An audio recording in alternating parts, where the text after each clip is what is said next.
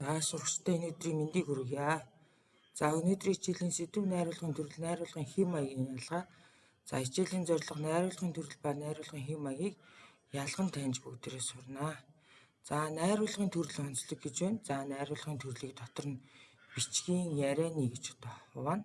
За бичгийн найруулгыг дотор нь албан бичгийн, шинжлэх ухааны, сонин нийтлэлийн, уран зохиолын гэж дөрвөөд өгөө. За мөн одоо найруулгын англи төс бүрийн онцлогийг багш нь танилцуулъя.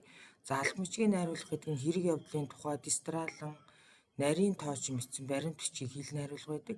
За шинжлэх ухааны найруулга бол байгаль нийгэмд хэрэг явдлын тухай өгүүлэхтэй түүний зүй тогтол харьцааг хэрэгжүүлэн дүгнсэн бичгийн хэл найруулга байдаг. За сонин нийтлийн найруулга нь хэрэг явдлын учир утгыг хялбарчлан тайлбарлах, мэдээлэх, дамжуулах зорилготой учир зүй нотлогоо хийдэг бичгийн явдал найруулга юм. За уран зохиолын найруулга нь бол байгаль нийгэмд хэрэг явдлын утга соёлын үүднээс бүтээл сэтгүүлийн төвшөнд уран одоо дүр төрслийн аргаар бичсэн найруулгыг бол бид нар уран зохиолын найруулга гэж хэлдэг.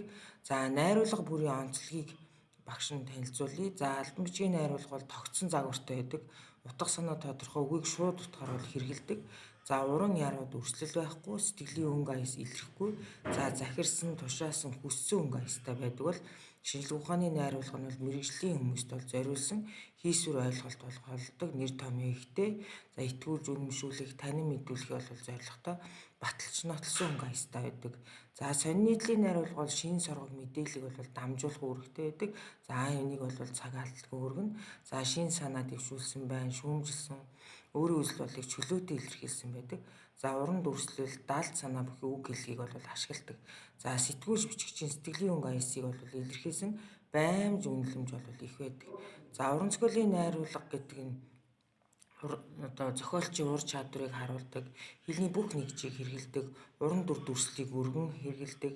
За зохиогчийн сэтгэлийн өнгө аяс, үзэл бодол, хандлага, үнэлэмж бол чөлөөтэй илэрсэн байдаг. За ярианы найруулгын онцлог бол хүмүүсийн харилцах аман ярианы хэлбэртэй. За хувь хүний мэдлэг боловсролын цар хүрээг харуулна. За хандсан үг бол олон байдаг.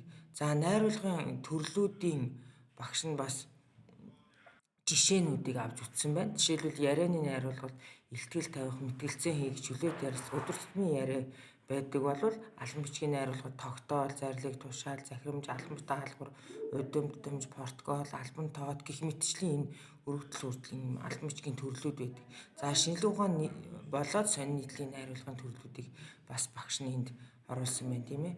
За найруулгын хэв маяг байдаг тийм ээ. За найруулгын дөрвөн хэв маяг байна. Хүүрнэмж, тайлбарламж, эргэцүүлэмж, тоочмж. За уран зохиолын найруулга бол хүүрнэмж хэв маягаар бичигддэг бол сонин нийтлийн найруулга бол тайлбарламж хэв маягаар, шинжлэх ухааны найруулга бол эргэцүүлэмж хэв маягаар, тоочмж бол албан бичгийн хэв маягаар бол бичигддэг байна. За найруулгын тухай ойлголт гүнзгийрснээр найруулгын төрөл хэв маяг гэсэн ухагдгууны ойлголт бол гарч ирдэг. За найруулгын хэв маягийг дотор нь за хүүрнэмж, тоочмж, тайлбарламж, эргэцүүлэмж гэж үздэг.